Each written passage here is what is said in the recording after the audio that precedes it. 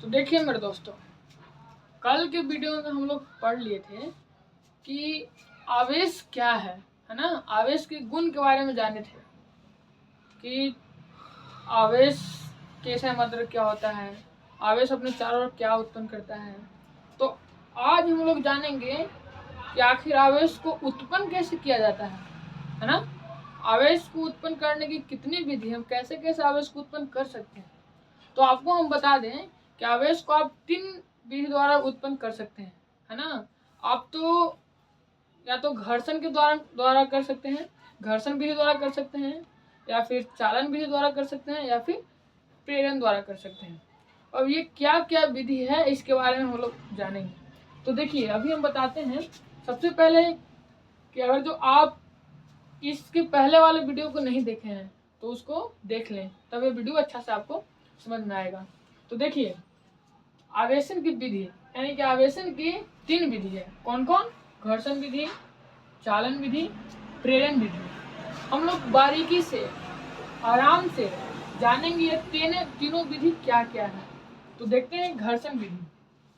आखिर घर्षण विधि है क्या, तो हम पहले एक बार पढ़ लेते हैं फिर समझाते हैं। तो इसमें कहता है कि इसमें 2 वस्तुओं को आपस में रगड़ा जाता है ना। तो किसी एक वस्तु से इलेक्ट्रॉन निकलकर दूसरी वस्तु के सतह पर चला जाता है, जिसके कारण दोनों वस्तुएं आवेशित हो जाती है।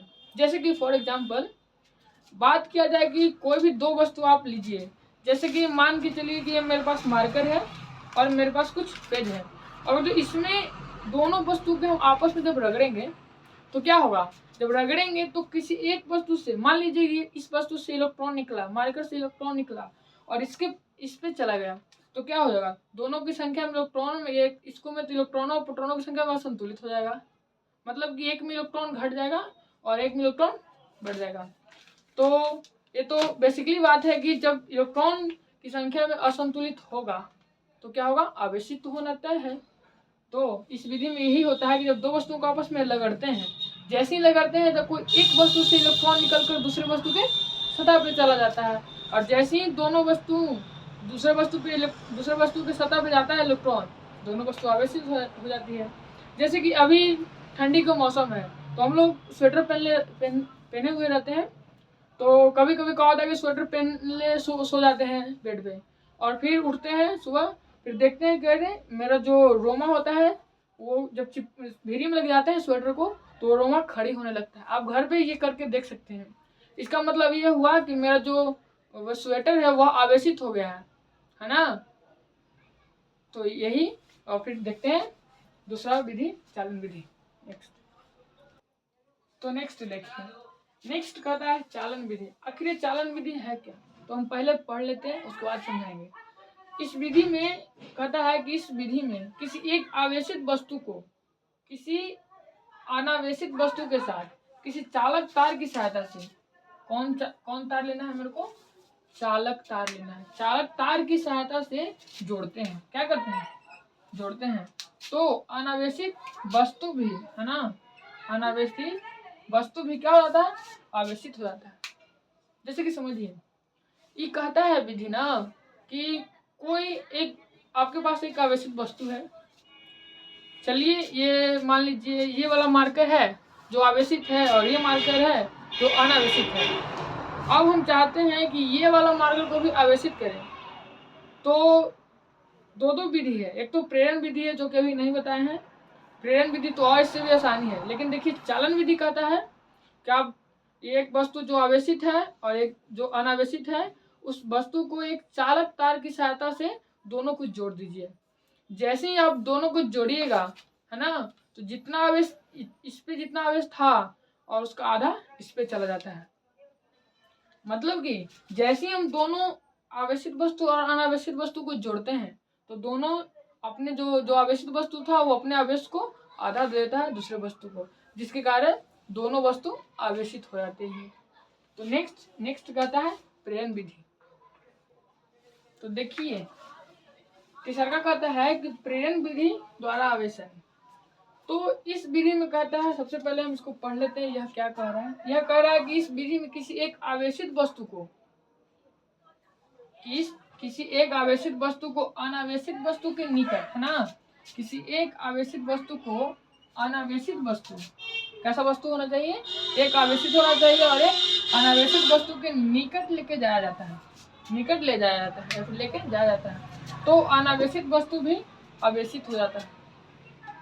ये कैसे होता है? तो देखिए ये कैसे होता है। इस कह रहा है कि कोई एक आवेशित वस्तु है ना, और किसी एक आवेशित वस्तु को अनावेशित वस्तु के निकट लेके जाया जाता है। अब क्या होता है कि मेरे ये वाला है आवेशित वस्तु। देखिए हम फिगर बनाते हैं, फिगर से अच्छी तरह से समझ में आएगा। सबसे पहले देखिए बात है कि यहाँ पे, चलिए ये है मेरे पास आवेशित वस्तु, मान लीजिए इस पे प्लस चार्ज है ना, और एक है न्यूट्रल मतलब कि उदासीन। चालन विधि में क्या था, इसको हम दोनों को एक चालक तार से जोड़ते थे, बट इसमें देखिए इसमें क्या होता है, अभी ये दोनों दूर दूर है, अभी इसको में कोई संपर्क नहीं है। अब हम क्या करेंगे ना कि ये दोनों को पास लेके जाएंगे। देखिए अब क्या होगा, ये भी प्लस चार्ज था, इस पे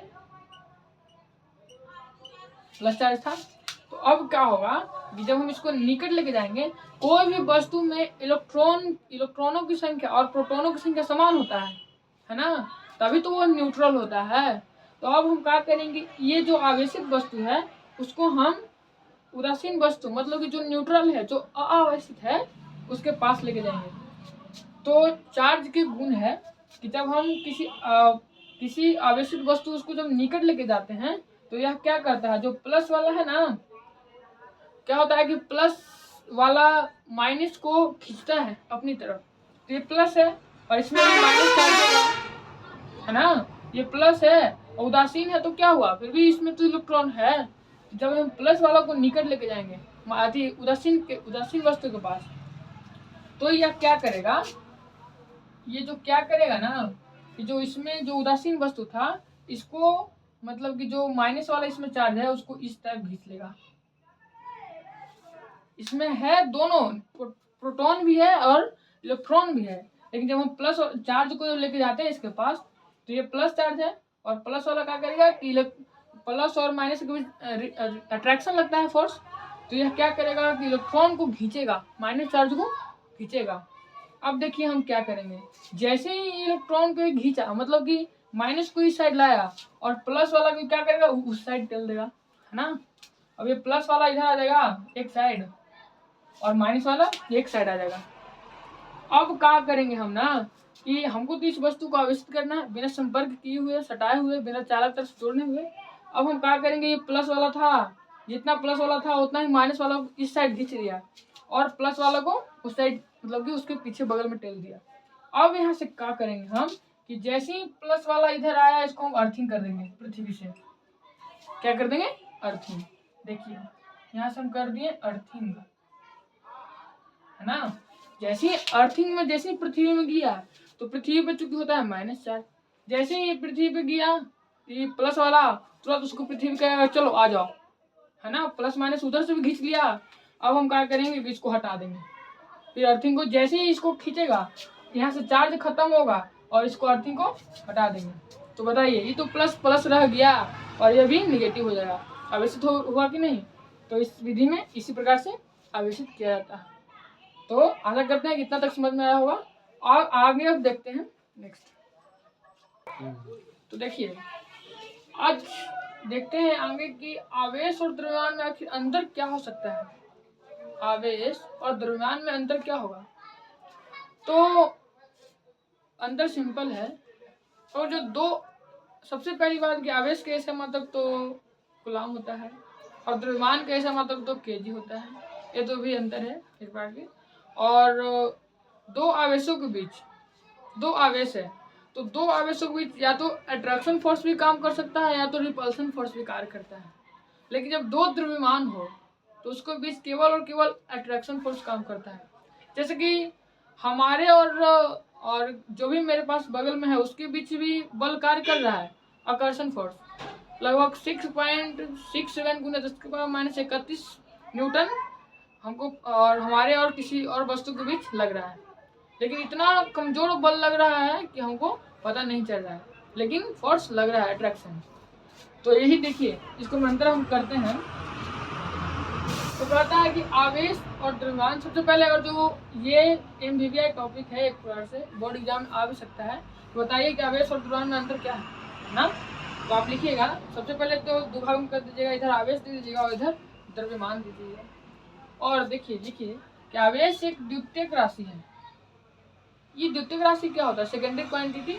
तो बात करते हैं कि आवेश एक द्वितीयक राशि है, लेकिन द्रव्यमान एक मूल राशि है। मूल राशि कहने का मतलब आधारी राशि। आधारी राशि क्यों होता है? 7 गो, उसको में ये द्रव्यमान भी आता है और आवेश नहीं आता है, तो एक बार के अंतर है। और दूसरा बात करते हैं कि इसका ऐसा मात्रक, मतलब आवेश का ऐसा मात्रक कूलाम होता है, ये भी एक प्रकार के अंतर है। और द्रव्यमान का ऐसा मात्रक केजी होता है ना। अच्छा, अब देखिए दो आवेश है, तो दो आवेशों के बीच आकर्षण है ना और विकर्षण, मतलब कि दो समान है यानी प्लस प्लस है तो मतलब कि विकर्षण, दो माइनस माइनस है फिर भी विकर्षण, और एक प्लस है और एक माइनस है तो अट्रैक्शन। तो दोनों बल कार्य किया, आकर्षण भी कार्य किया और विकर्षण भी। लेकिन इसमें देखिए दो को द्रव्यमान है, तो दो द्रव्यमान के बीच केवल और केवल अट्रैक्शन फोर्स कार्य करता है। तो आज के लिए इतना ही, और कल के वीडियो में हम लोग जानेंगे कि आखिर दो आवेश है उसके बीच कितना बल लगता है, कितना बल से वो एक दूसरे को आकर्षित करता है और विकर्षित करता है। और यह भी जानेंगे कि आखिर गुरुत्वाकर्षण बल और विद्युत बल में क्या अंतर है, और कूलाम के नियम कहाँ कहाँ लागू होता है ना। जैसे कि कूलाम के नियम नाभिक में नहीं लागू होता है, अब क्यों नहीं लागू होता है ये कल के वीडियो में बताएंगे। तो आज के लिए इतना ही, धन्यवाद।